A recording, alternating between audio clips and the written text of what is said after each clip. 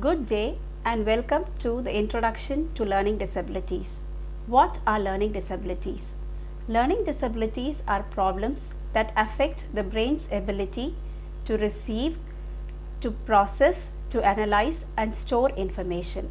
And these problems make it difficult for students to learn as quickly as other students who are not affected by this disability. A learning disability can cause trouble in learning and acquiring certain skills, and most of these skills are skills which are related to learning. For example, the skill of reading, writing, listening, speaking, reasoning and doing math. All these skills are required for learning.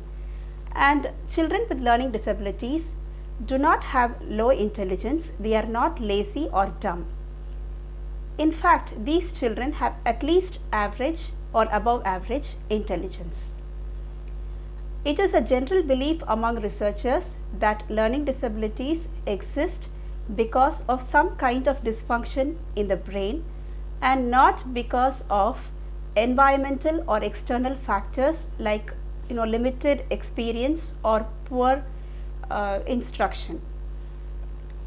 Now let us look at some definitions of learning disabilities. Kirk has defined learning disability in the year 1962. According to him, learning disability refers to a retardation, a disorder or a delayed development in one or more processes of speech or language, reading, spelling, writing or arithmetic resulting from a possible cerebral dysfunction and not from mental retardation or any other sensory deprivation or cultural or instructional factors. Let us look at another definition. The National Joint Committee for Learning Disabilities has defined learning disability in the year 1981. This is an organization based in the United States of America.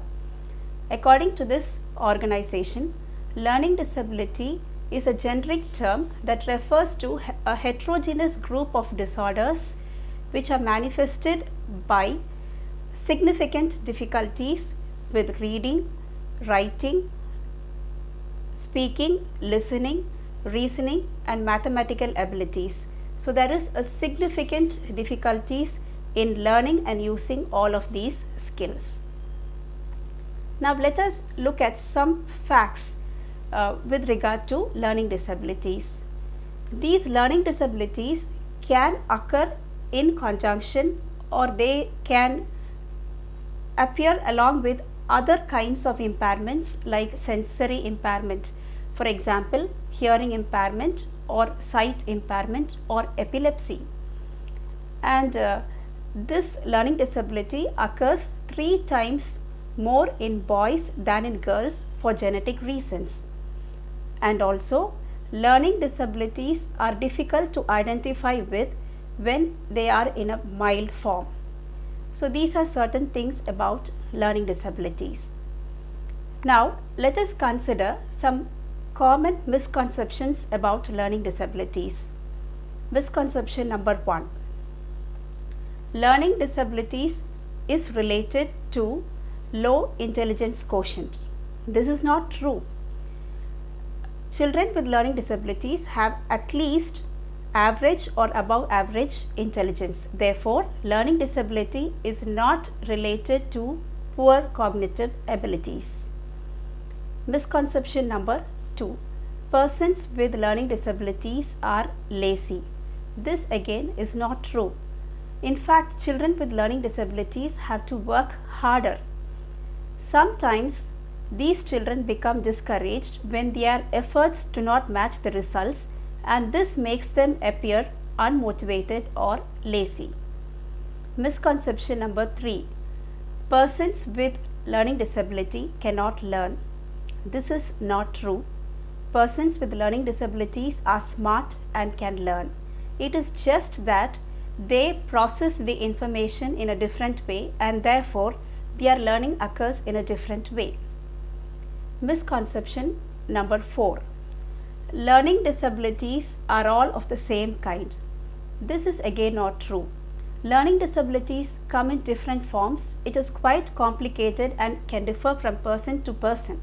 So they come in different forms and they differ from one individual to the other, even the same kind of disability. And misconception number 5. Learning disability can be cured. This is not true. Learning disability is not curable. It is a lifelong condition.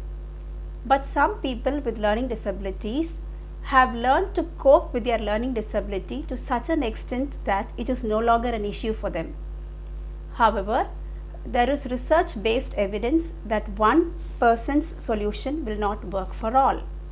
And finally, the last misconception, accommodating students or accommodating the needs of the students with learning disabilities in school is too difficult, expensive and time consuming.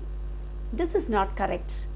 Actually, the accommodations which are implemented for learning disabilities in schools are generally good practices of teaching.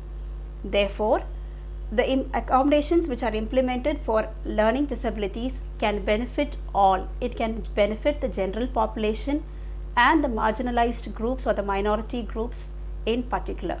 Thank you.